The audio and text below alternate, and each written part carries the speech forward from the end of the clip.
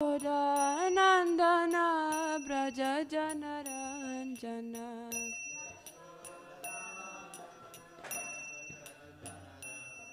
Yashoda Nandana Braja Janaranjana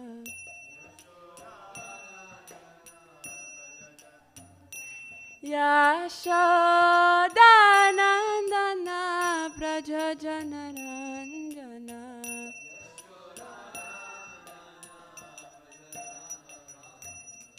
Yamunatiravanachari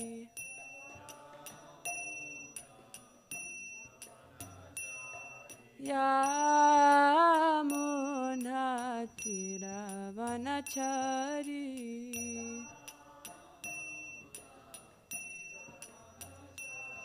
Yamunatiravanachari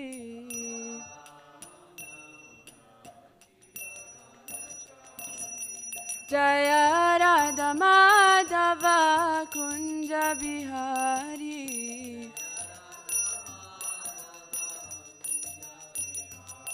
Jaya Radha Madhava Kunja Bihari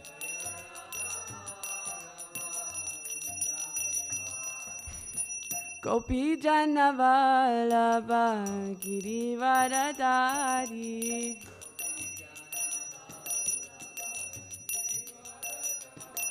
Gopi Janavalabha Girivaradari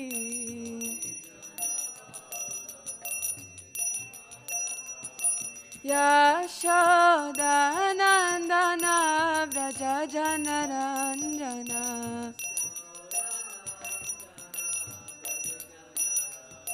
Yashoda Nandana Vraja Janaranjana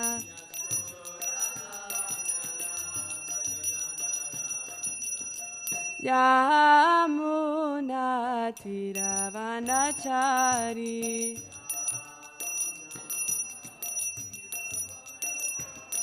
Yamunatiravanachari Hare Krishna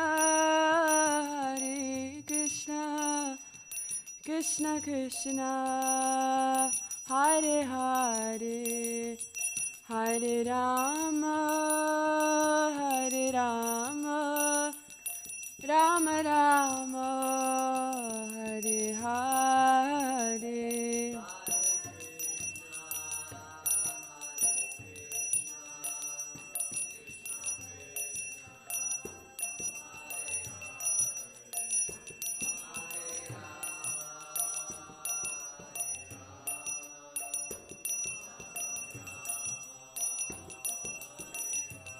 Jaya Jaya Prabhupada Prabhupada Prabhupada Jaya Jaya Prabhupada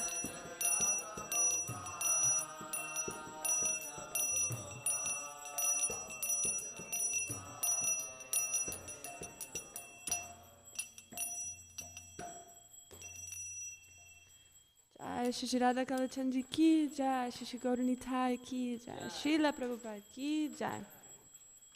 Om Namo Bhagavate Vasudevaya.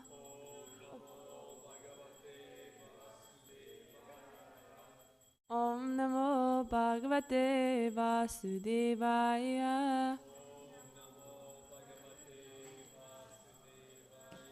Om Namo Bhagavate Vasudevaya.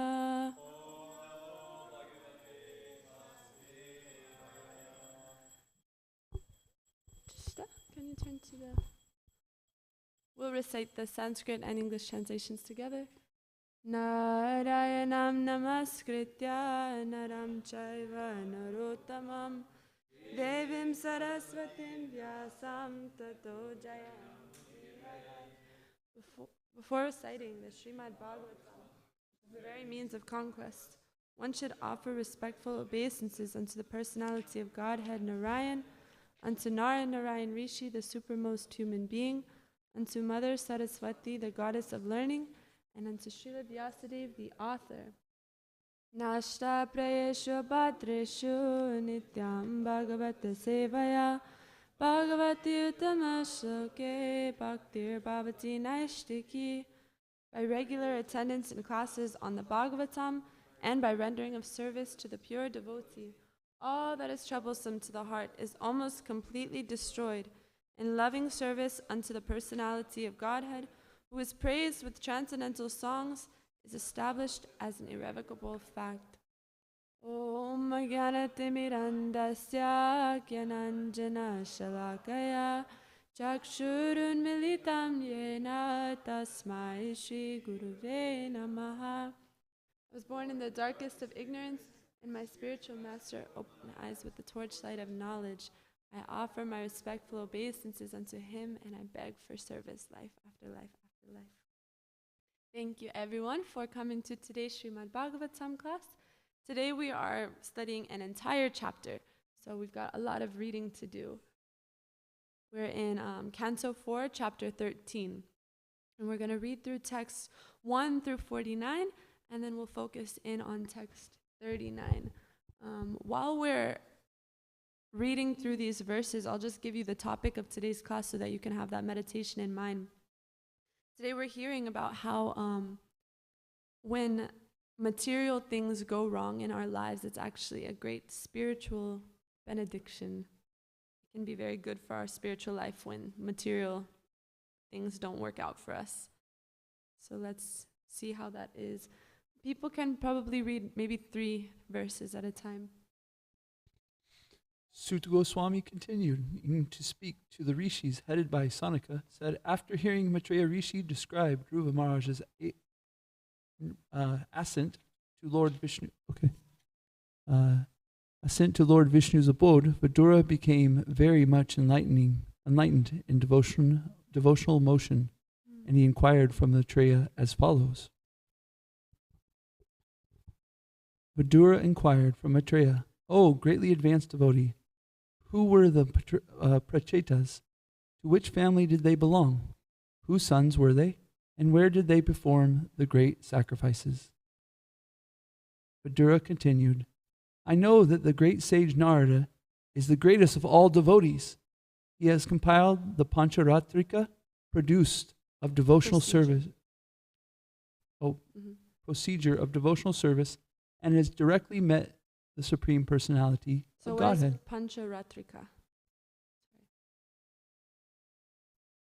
Pancharatrika, and the purport, Prabhupada defines it as the method of temple worship. And then there's, so there's 3, I think it says, Bhagavat Marg, Pancharatrika Vidhi, and Bhagavat Vidhi.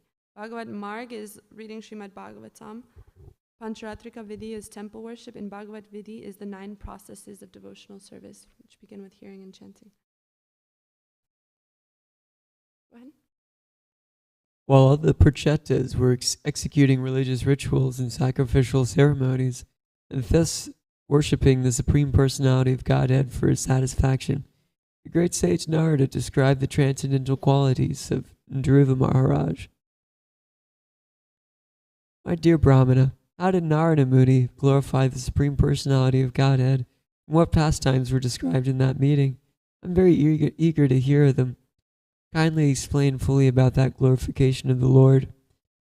The great sage Maitreya replied, "My dear Vidura, when Maharaj Dhruva departed for the forest for his son, Utkala did not desire to accept the opulent throne of his father, which was meant for the ruler of all the lands of this planet.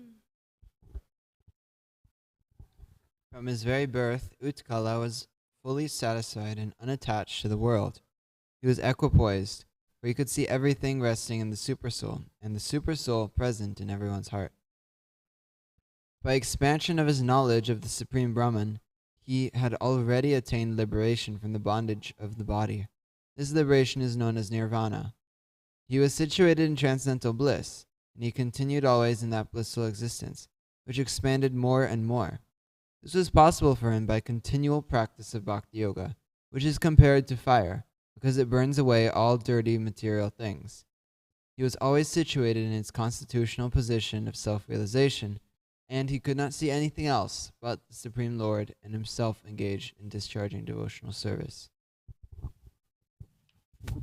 Who is this that we're talking about? Utkala. Son of Dhruva. The son of Dhruva, Utkala. Utkala appeared to the less intelligent persons on the road to be foolish, blind, dumb, deaf, and mad, although he actually was not so. He remained like fire covered with ashes, without blazing flames. Who else do we know of that appeared to be mad, dumb, blind, deaf? Jad Bharat, right. So great devotees sometimes act this way. Stay away from contaminated association. For this reason, the ministers and all the elderly members of the family thought Utkala to be without intelligence, and in fact, mad. Thus his younger brother, named Vatsara, the son of Brahmi, was elevated to the royal throne, and he became the king of the world. King Vatsara had a very dear wife, whose name was Swarviti, and she gave birth to 6 sons, named Pushparna, Tigmaketu, Isha, Urja, Vasu, and Jai. So now we're going to start hearing a lot of names of people who are descendants of Dhruva Maharaj.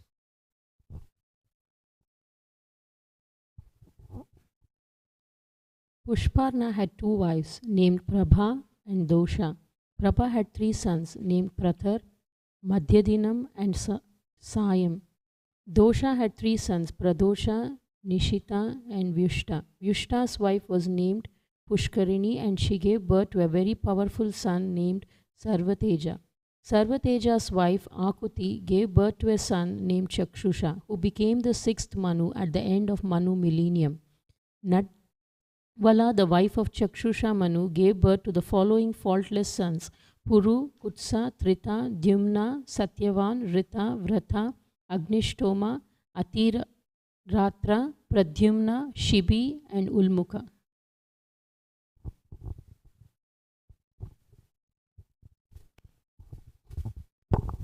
Of the 12 sons, Ulmuka begot 6 sons in his wife Pushkarini. They were all very good sons, and their names were Anga, Sumana, Kyati, Kratu, Angira, and Gaya.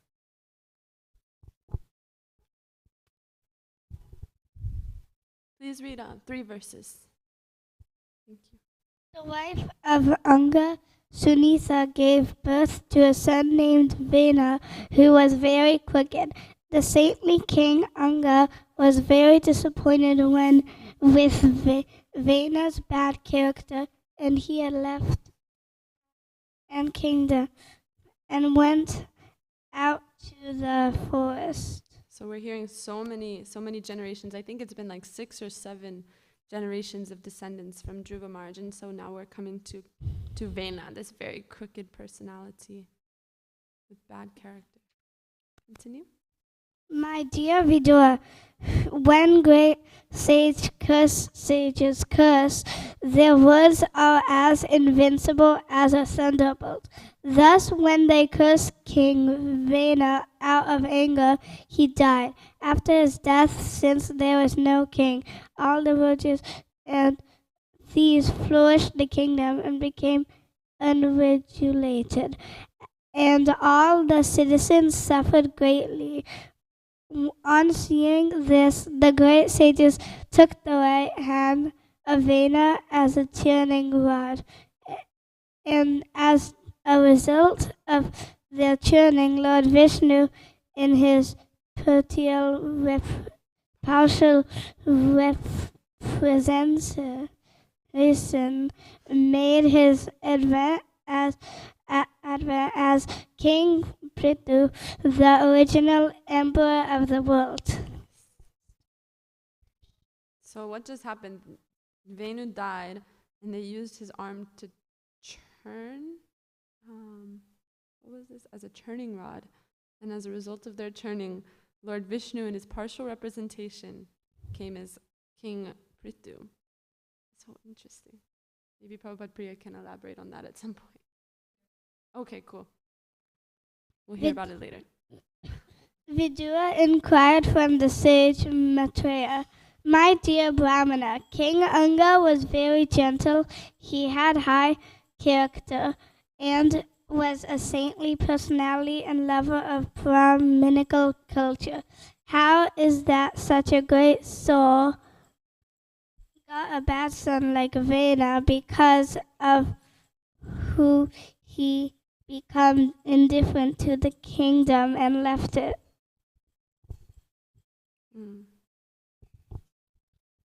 Vidura also inquired, "How is that the great sages who were completely conversant with religious principles desired to curse King Vena, who himself carried the rod of punishment, and thus awarded him the greatest punishment, Brahma Shapa? It is the duty of all citizens in a state never to insult the king, even though he sometimes appears to have done something very sinful. Because of his prowess, the king is always more influential than all other ruling chiefs." Vidura requested Maitreya, "My dear Brahmana, you are well conversant with all subjects, both past and future. Therefore, I wish to hear from you all the activities of King Vena. I am your faithful devotee, so please explain this."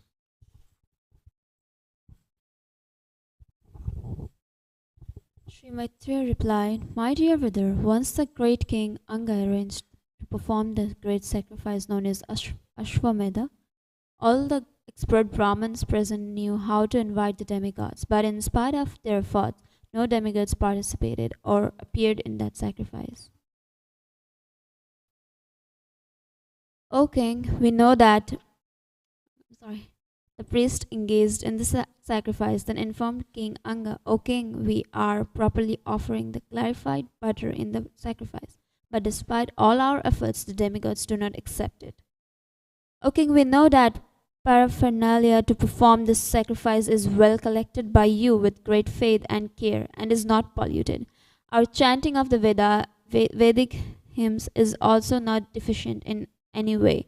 For all the Brahmins and priests present here are expert and are executing the performances properly." Dear King, we do not find any reason that the demigods should feel insulted or neglected in any way. But still, the demigods who are witnesses for the sacrifice do not accept their shares. We do not know why this is so. So what's happening right now?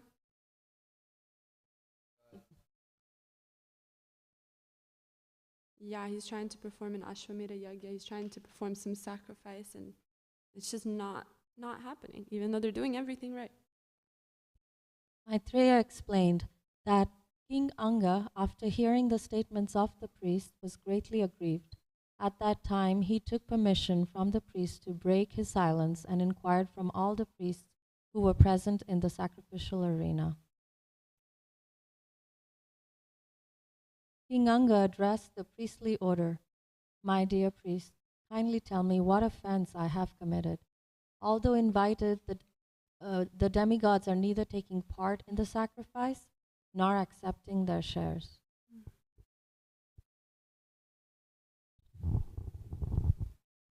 The head priest said, "O king, in this life we do not find any sinful activity, even within your mind. So you are not in the least offense. But we can see that in your previous life you performed sinful activities, due to which, in spite of your having all qualifications, you have no son. O king, we wish all good fortune for you. You have no son, but if you pray at once to the Supreme Personality of Godhead, ask for a son, and if you execute the sacrifice for the purpose, the enjoyer of the sacrifice, the Supreme Personality of Godhead, will fulfill your desire."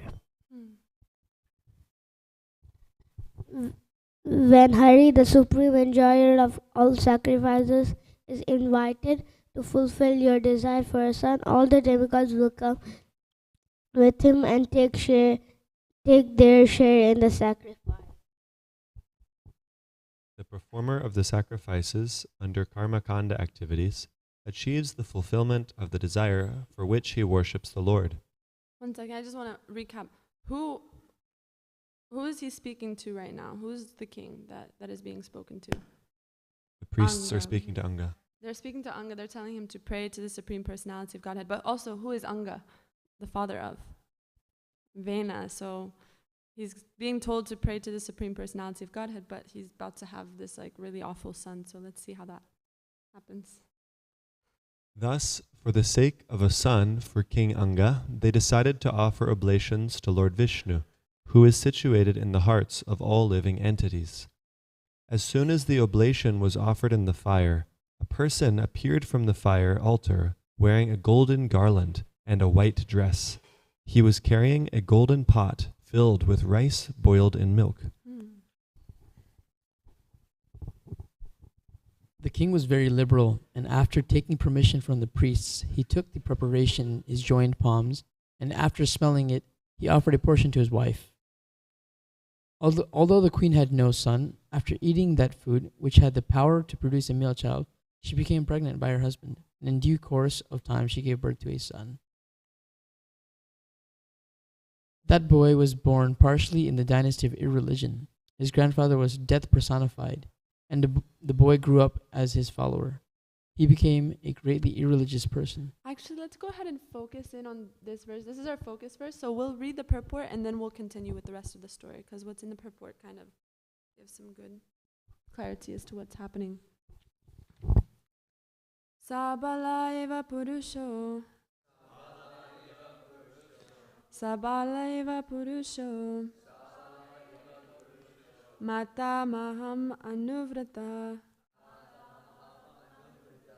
Mata maham anuvrata.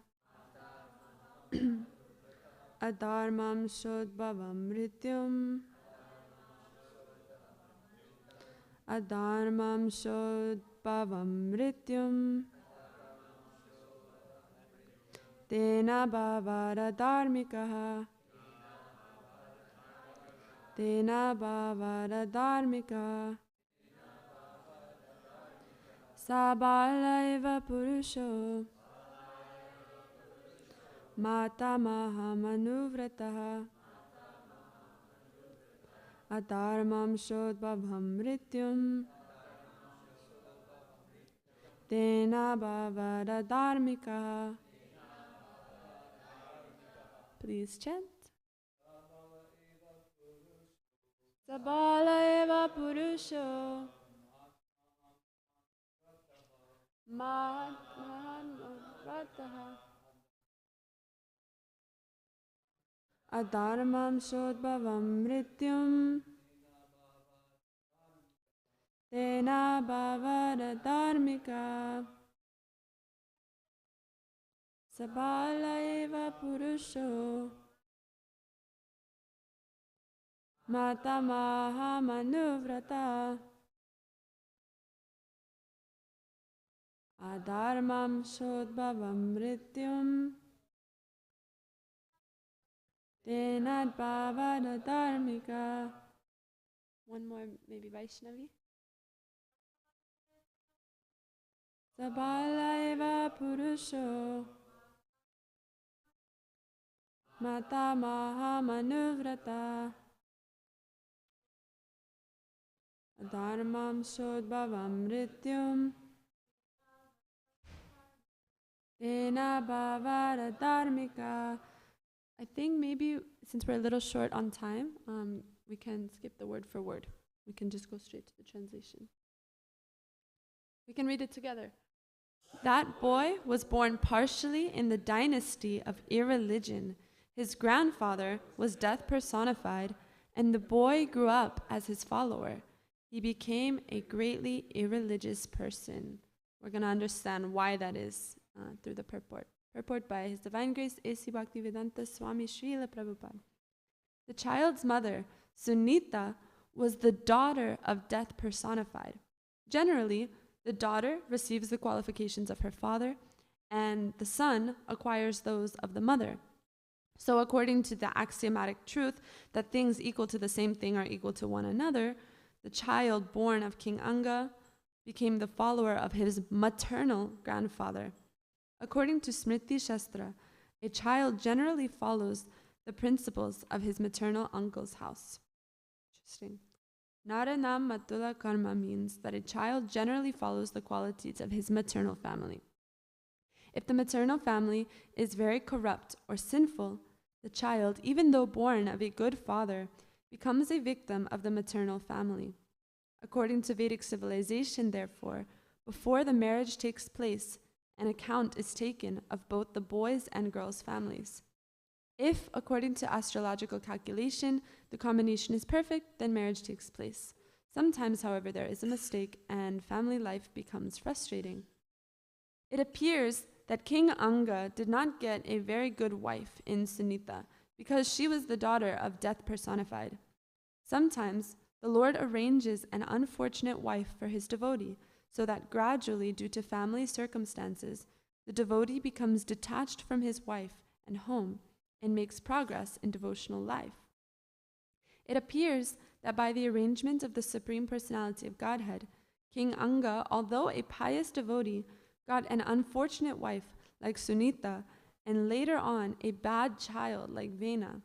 But the result was that he got complete freedom from the entanglement of family life and left home to go back to Godhead. Can someone remind me what the theme for today's class is? In the mic? Maybe, please? Making good out of a bad material situation. Close. Not just us making good out of it, but the fact that Krishna will often give us bad material situations for our spiritual advancement specifically. So it does require us to have some part in that, use our free will to turn to him. But the whole arrangement was Krishna's, for our advancement anyways.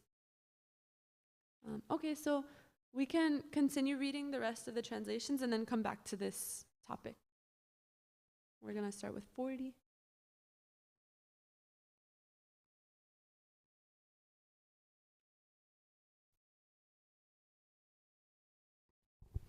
After fixing his bow and arrow, the cruel boy used to go to the forest and unnecessarily kill innocent deer.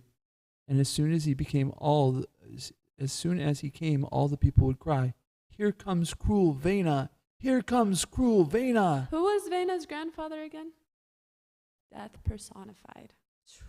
Okay. The boy was so cruel that while playing with young boys of his age, he would kill them very mercilessly, as if they were animals meant for slaughter. Wow. After seeing the cruel and merciless behavior of his son, Vena, King Anga punished him in different ways to reform him, but was unable to bring him to the path of gentleness. He thus became greatly aggrieved.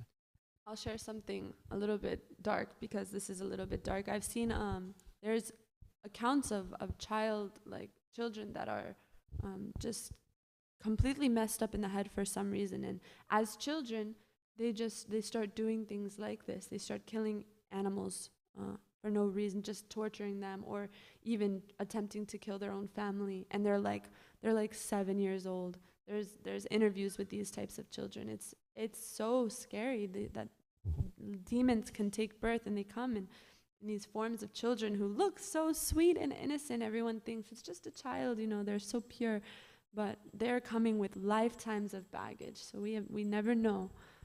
It's scary. We'll continue.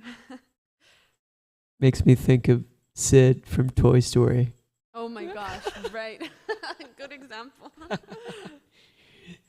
Text 43. The king thought to himself, persons who have no son are certainly fortunate.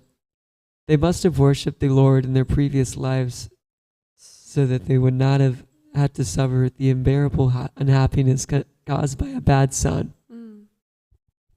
It's amazing how our situation can make us interpret an entire thing differently. Like having a son. If we want a son, we think, oh wow, people must have worshipped Krishna in order to get a son. We get a bad son. Oh wow, people must have worshipped Krishna to not have a son. The grass is always greener on the other side, exactly. A sinful son causes a person's reputation to vanish. His irreligious activities at home cause a religion and quarrel among everyone. This creates only endless anxiety. Who, if he is considerate and intelligent, would desire such a worthless son? Such a son is nothing but a bond of illusion for the living entity, and he makes one's home miserable. Then the king thought, a bad son is better than a good son, because a good son creates an attachment for home, whereas a bad son does not. A bad son creates a hellish home, from which an intelligent man naturally becomes very easily detached. Whoa, look at that. I just want to I want to read. Can you read 45 again? Just because after this next statement, 45 is like, Who, if he is a considerate and intelligent, would desire such a worthless son? Such a son is nothing but a bond of illusion for the living entity, and he makes one's home miserable. okay, and read this one again. Then the king thought, a bad son is better than a good son, because a good son creates an attachment for home, whereas a bad son does not. A bad son creates a hellish home, from which an intelligent man naturally becomes very easily detached. Wow, okay. Thinking like that, King Anga could not sleep at night. He became completely indifferent to household life. Once, therefore, in the dead of night, he got up from bed and left Vena's mother, his wife, who was sleeping deeply. He gave up all attraction for his greatly opulent kingdom, and, unseen by anyone, he very silently gave up his home and opulence and proceeded toward the forest. When it was understood that the king had indifferently left home, all the citizens, priests, ministers, friends, and people in general were greatly aggrieved. They began to search for him all over the world, just as a less experienced mystic searches out the supersoul within himself. When the citizens could not find any trace of the king after searching for him everywhere, they were very disappointed, and they returned to the city, where all the great sages of the country assembled because of the king's absence. With tears in their eyes, the citizens offered respectful obeisances and informed the sages in full detail that they were unable to find the king anywhere. So, one, King Anga was a very benevolent, loving, God-conscious ruler. So that's one reason why the citizens are so distressed. What is the other major reason why people are distressed? Because Vena is the up-and-coming king. Now they're going to be ruled by this masochist, this sadist, that's what I meant. This sadist, this awful human being, this demoniac personality. It makes us wonder, why would King Anga leave his kingdom to these people to be ruled by this demoniac personality? That's not what this class is about, but it's a little bit of like a, this is what we'll get into in the next classes, so don't miss it. It's a very interesting topic. I mean, we understand that Krishna is controlling everything. This is all part of his schemes, his plan. So I'm going to read the translation for 39 one more time.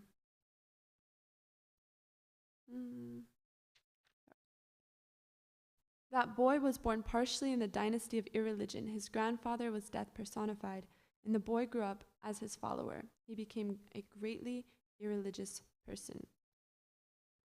So Krishna, the main point that came to my mind, because I knew I wouldn't have so much time for actually speaking, so I just wanted to share one main point that came to my mind on this topic, is that Krishna fulfills our desires in typically like 3 different ways. There's, in a general sense, there's 3 different ways that Krishna might fulfill our desires. One is he doesn't. One is just like, I have this desire and Krishna knows that it's not going to work out for me, so he just doesn't give it to me. The second way is that he fulfills our desires in such a way that we are so satisfied with what he's given us. We're so grateful to him. We're really appreciative. We can pray to him and go deeper in our love for him, and it assists us in our service to him. It helps us to become closer to him. So this could be like maybe someone desires to be in Grihastha ashram, and so they they find a very nice partner and they have very nice devotee children, and they they have a home, and they make their home an ashram, and they all go back to Godhead together. And then the third way is what we're seeing here. Krishna might fulfill our desires in such a way that it's so awful, it sucks so bad that we just don't want anything to do with that original desire anymore. We're like, never mind. So also, Grihastha Ashram is an easy example for this.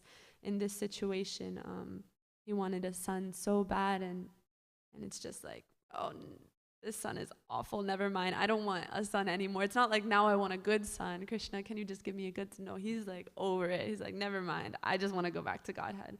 It forces us to take shelter of Krishna and Krishna alone.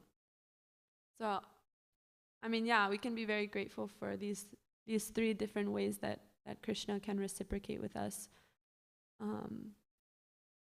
The first being like unanswered prayers. There's this country song that I grew up listening to. It says, "Sometimes I thank God for unanswered prayers. Remember when you're talking to the man upstairs, just because he doesn't answer doesn't mean he don't care." Him not answering is his way of caring. And then we see, sometimes he answers in a way like this. And it's everything that happens to us in our life is ultimately to assist us in our journey back home, back to him. And sometimes it's hard to see. Sometimes it's too close when it's happening to us, when we're in that situation. You see, it took him a second. It took King Anga a few verses to realize, at first he was just in distress. He was just like, oh my gosh, what the heck? This sucks. Like, who would want this? Why is this happening? And that's usually what we experience when we're in difficult situations, like a family member leaves their body, or, we're in some abusive situation, or we're in some difficult trial, and we're wondering why is this happening? That's natural. That will be probably our first response, most people at least. But for a devotee, the next response that we have and that we see in King Anga is, actually, this is helping me. Actually, this is happening for me, not to me. So this is basically the main point of what we read today and what I wanted to present to you all. And now we'll open it up for discussions, questions, comments. Nice. I'm glad we have some hands.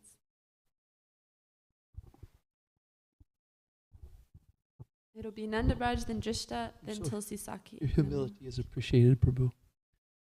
I was thinking, we get in these situations where we have a person that is working with us or next to us in some way, not just with sons, but like I have a project and this person's so horrible, or I'm at work and this person's so horrible. And in Arjuna's situation, he had such horrible family members that put him into a situation. And the king here, he left, and it's actually praised from what I'm understanding, in a sense, that he was so attached, unattached. He was so unattached that he left. So then in our situation, where do we suck it up and do our duty? And then, not just suck it up. We have an attitude that we're doing for Krishna. I shouldn't have said it like that. Or do we take the renunciation road and say, you know what? This isn't for me. This is very clear. I'm out.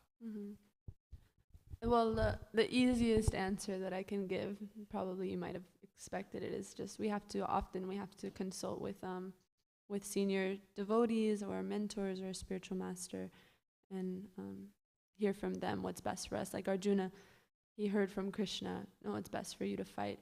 And King Anga had some realization within his heart. I'm not sure, maybe we'll hear later if he asked anyone, or it seems he just left, but he must have had some realization from Krishna within his heart. So, and we were hearing the other day how when we were talking in Bhagavad Gita class about this, how pure devotees, they don't necessarily need to go and ask anymore. They can just understand what Krishna's desire is. We have to separate our desire from Krishna's desire. Once we've done that, then we can hear Krishna clearly in our heart. But until then, we need to consult with senior devotees. Is that accurate? Prabhupada Priya can elaborate. Yeah. I was thinking There's a statement, Chanika Pandit says, if you're not sure whether to eat or not eat, don't eat. Mm. And if you're not sure whether to go somewhere or not go, don't go. Mm. So if you're not sure whether to leave your situation, or stay in your situation or leave it, stay. Wow. Because it may be that that's something that we need to go through for our purification, to get freed from some material attachment, like in the spirit of Tattenu Kampam Sushamik Shamana. Mhm. That may be something that's arranged personally for our benefit by the hand of Krishna. But there might come a time where it becomes very clear that you need to go. Mhm. So in that case, it's not a question of, if you're not sure, then stay. But if you're sure that now you need to go, and that's confirmed, it's coming from your heart very strongly, it's confirmed by sadhus, by guru, then you know what to do. Wow. Then you just have to be like, all right, this is the time to be detached and move on. Mm. Yeah, that's such a nice response. I was hearing the exact same thing from a lecture by my Guru Maharaj regarding brahmacharya. He was telling his brahmachari, some people in the temple, that if you want to commit to like a life of renunciation, there needs to be no doubt in your mind. If you have any doubt, then just like take it slow. But yeah, you should only he just completely renounced everything. He had no doubt whatsoever. Whereas Arjuna, we saw, was doubting. He was like, should I do this or should I do that? So clearly it's like, do your duty. Thank you. Jishta? Yeah, this purport it's kind of an interesting section in that like we're seeing good is bad and bad is good. Mm-hmm. And I remember this one Prabhupada memories. I wish I knew the devotee. I can look it up later. But basically he married two of his devotees, or they came into his office and they were married or something, and he sees the husband and he's like, oh, your wife is very beautiful, very dangerous, or something like that. Like and he was being silly, of course. Mm. Or I mean, not of course. I don't know but there's kind of like this concept, I guess, that a beautiful wife is dangerous, and in the purport, Prabhupada says that sometimes Krishna sends his devotee an unfortunate wife so that he can become detached. Mm. I guess, I don't know, just what are your thoughts? This doesn't apply for devotees, or it seems to apply for devotees. Yeah, I guess if you just have any thoughts on that.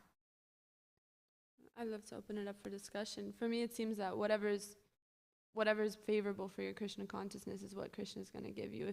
If you'll do well in a situation where you and your wife have a very loving relationship and you guys are able to serve Krishna together and into your old age, like Chakri Prabhu and Mother Vishnu Priya, we see that they have like this relationship. They're Mangala Arati every day. They're just serving so nicely together. You don't really need to take sannyas or be renounced. But if it's not going to be healthy, if you're going to be distracted, then Krishna might arrange that it goes awry for some reason, and all sorts of gray areas in between.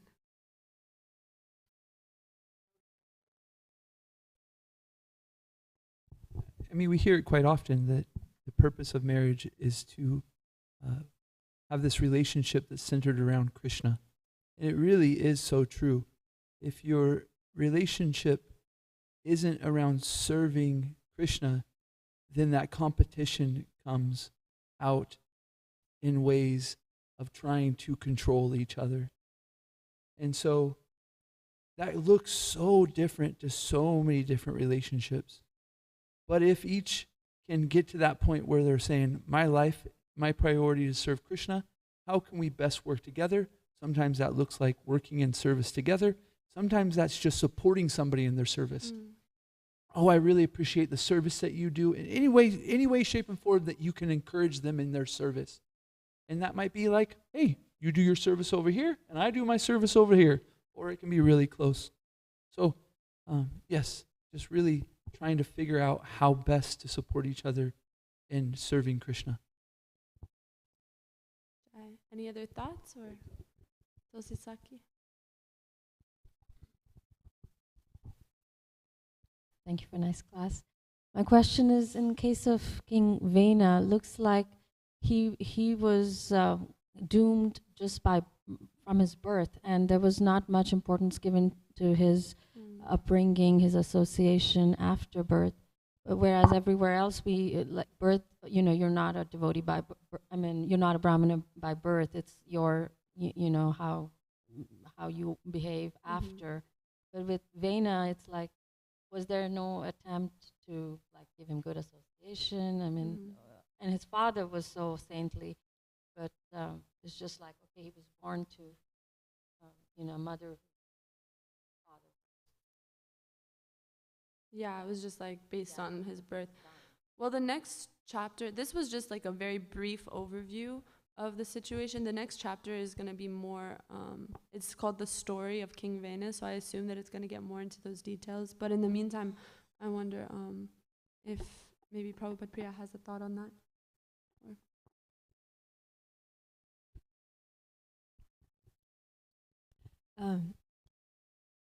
Yeah, I mean, King Anga was a devotee and he had this bad son, so it's a good question. Like, you can imagine that, and it says that he was giving him punishments, he was trying to reform his son's character, but nothing was working. So it's kind of like, you can lead a horse to water, but you can't make it drink. You can't force another human being to become a devotee if they're dead set against it. No matter how much prasadam we give them, no matter how much, we play Srila Prabhupada's bhajans all 24 hours a day in the home or something. We do everything we can to try to make our kids Krishna conscious. But then we see that sometimes they don't become devotees. Sometimes they just go another way. So we can only do our best, and we have to be a little bit detached and understand that they have their own journeys. And ultimately it's like they have to make their own decision. There comes a point where they have to just be like, okay, they have to decide whether they're going to be a devotee or they're not going to be a devotee. And we're doing everything we can and hoping they're going to make the decision to be a devotee, but they don't always do that. So we have to be a little detached and just be satisfied that I did my duty. I did everything I could. Krishna, you saw. It's in your hands now. Yeah, it's kind of like the original, or not the original, but one of the things that came to me earlier in the class of like, we look at kids and we think, this is the like symbol of innocence and the symbol of purity in this world. It's like children and babies, and that's a very like bodily kind of designation, like that's on the bodily concept. If we understand that they are like an eternal soul and we don't know where they came from in their past life, like what baggage that soul is carrying. It's not like this soul is not a child. This soul is eternal, so. Yeah, sometimes you get a kid who was actually your enemy in the last life, and they took birth as your child just to torture you. Oh my gosh. Hare Krishna. Yeah, it happens. I actually had a point that I just wanted to point out this. I really like this transition between text 42 and 43, and I was happy that you had just to go back and read it again, because it's really interesting, the shift of consciousness that takes place. Because in 42, he's lamenting, that better to, was it 42? No, it's two other verses. 41 and 42. The king, the one where it says the king thought. Oh, yeah. 45 and 46, sorry. Yeah, first he's lamenting, like, oh, the sun is so bad. It's just making, a sun like this makes one's life miserable. And he's thinking he's very unfortunate. So I was noticing how he's analyzing his situation from a material perspective, right? Materially speaking, this is really bad. As far as material life is concerned, I'm not going to be able to enjoy my material life or my material home or anything. And then he shifts and he's like, but wait a minute, from a spiritual perspective, this is actually really good, because this is helping me to become detached. It's helping me to take shelter of Krishna. It's making me really attentive rounds, pray from my heart, calling out like a child for mother, So sometimes like we have many things that go wrong in our lives, and we tend to just be like, oh my God, Krishna, why me? But if we really use them as impetuses to take shelter of Krishna and call out to him with that feeling of absolute helplessness, that there's nothing I can do about this situation, I really need you and your shelter, then it's good. you know, these problems are actually good. Mm. And that's why Queen Kunti prayed, let the calamities come again and again, because then I can see you again and again, because that's when I need you. And when I need you, you come. Mm. So, yeah, Wow. Krishna puts us in situations where we just need him. And that happens, I feel like that happens on a small level. We face things like that on a very small level every single day. And so when these little things come, these little problems come, and we're able to turn to Krishna, if we can practice turning to Krishna when the little things come, then when something big like this comes, it'll be more natural, we'll be more quick to turn to Krishna. What to speak of at the time of death, which is like the scariest reversal that we can possibly face. It's like we have no idea what's coming. But if we've practiced this principle in the little things, the medium things, the big things throughout our life, then that final moment, that final test at the time of death, we can do the same thing. Decide to, okay, this is a benediction. This is a time where I'm actually able to take complete shelter of Krishna. And like Dhruva Maharaj, we can step on the head of death to reach Goloka Vrindavan. I often observe how Krishna is not sentimental in a material sense, that, you know, whether this relationship worked out or this whatever, you know, he doesn't, whatever he has to do to bring us back to him, he'll do. And he is not sentimental about, you know, oh, the child, oh, the wife, oh, the dog, the house, the whatever. Like, he'll just tear it all apart if that's what he has to do to bring us back to him. And he doesn't care. He's not so worried about our material situations. I have a question. Oh, but Priya. I have to actually run because I have to teach the kids. Oh, okay. Well, then I have a question for the room. But what? So then, how do we make it so that he doesn't have to do that? Is there a way that we can like avoid him having to do that? Do you have any thoughts, Kante Prabhu, on that?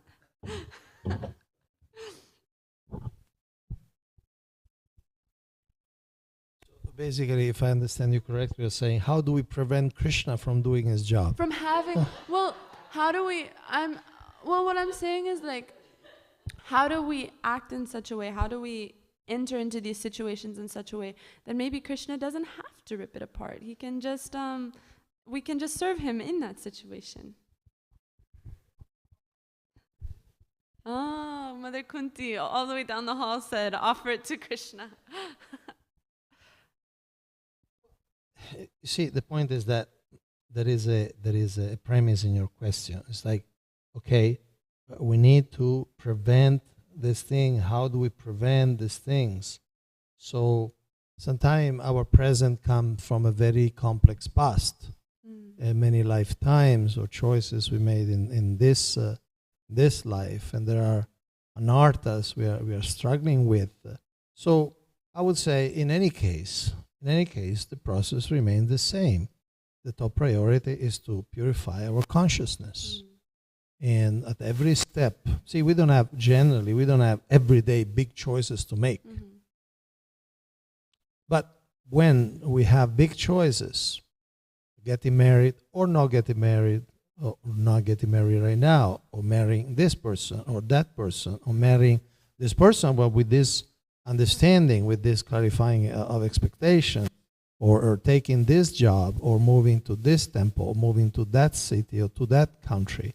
So, the process of attempting at purifying our consciousness, just like we sing every day, Guru Mukha Padma Vakya, we want to keep the processing of Guru Mukha Padma Vakya, include studying the books, studying the Shastra, listening regularly, so that our consciousness become purified, the holy name, the prasadam and everything. So we keep going on in the process as intensely and sincerely as possible.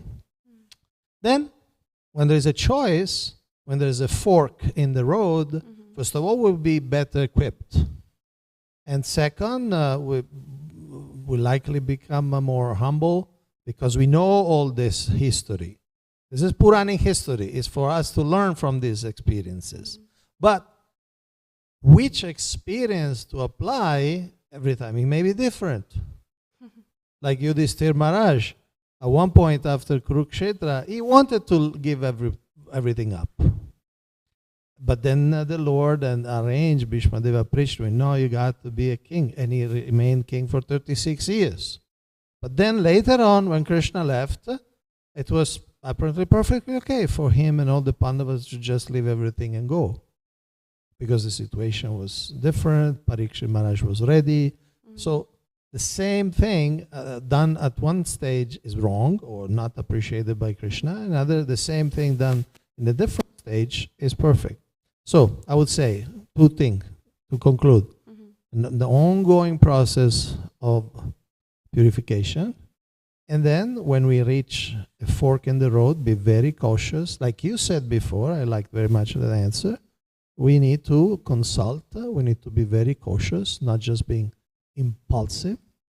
And then of course, the result ultimately is up to Krishna. Just like we may, I know a case, for instance, they married and then they went to the astrologer and everything, and then the wife died after a few months after the marriage. And then they went back to the astrologer and said, well, you knew that, right? Yeah, I knew that, but I couldn't tell you. I mean, according to what I saw is that you had to go through this. So they did, we could say, culturally, the thing in the right way, and sometimes even you do the right way, you know, it may not happen the way you want. Wow, thank you. So we just have to take everything as Krishna's mercy. We can't avoid Well, I suffering in this didn't material say world. that. That's what I kind of gathered from it. Well, I said that when we had to make important choices, we had to be very, very cautious and very careful. Then, of course, when something is beyond our control, then of course, then we take it. Then we become kind of philosophical. Okay, thank you. One last, we're a little over time, so last comment. Sorry, I just heard before a prayer from Mother Urmila that was exactly your thing, and she basically says like, "Dear Krishna, I'm done learning the hard way." And so it's kind of like this concept that the more you hold on, the stronger he has to pull. And so if we really just say like, I'm just going to surrender, I don't have to have my house burned down for me to surrender. Yeah. I can surrender with my house not burned down. So it's kind of like, I'm done learning the hard way was her prayer to Krishna. Beautiful. Yeah, thank you.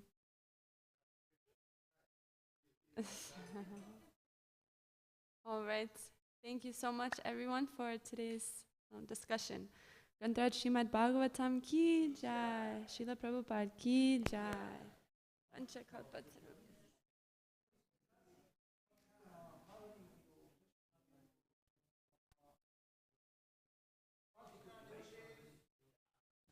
Hare Krishna.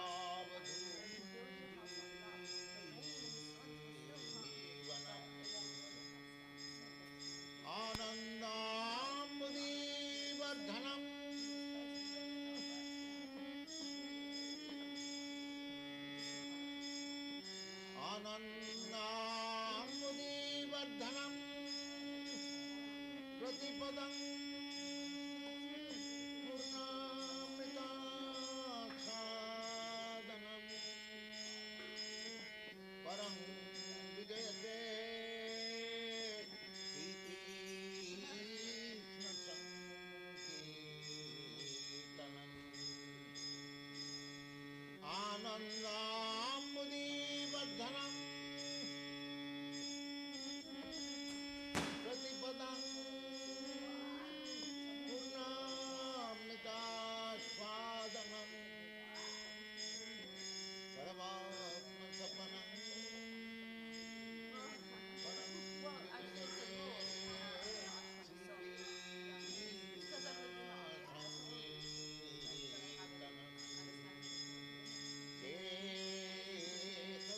तदर्पणमार्जनम्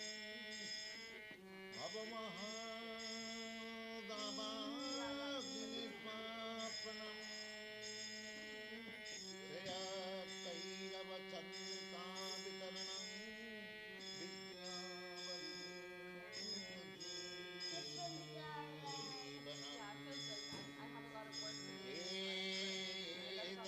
तदर्पणमार्जनम्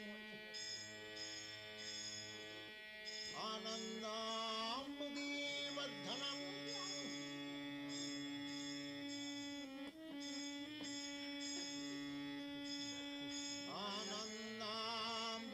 आनन्दाम्बुदीवर्धनम् प्रतिपदम्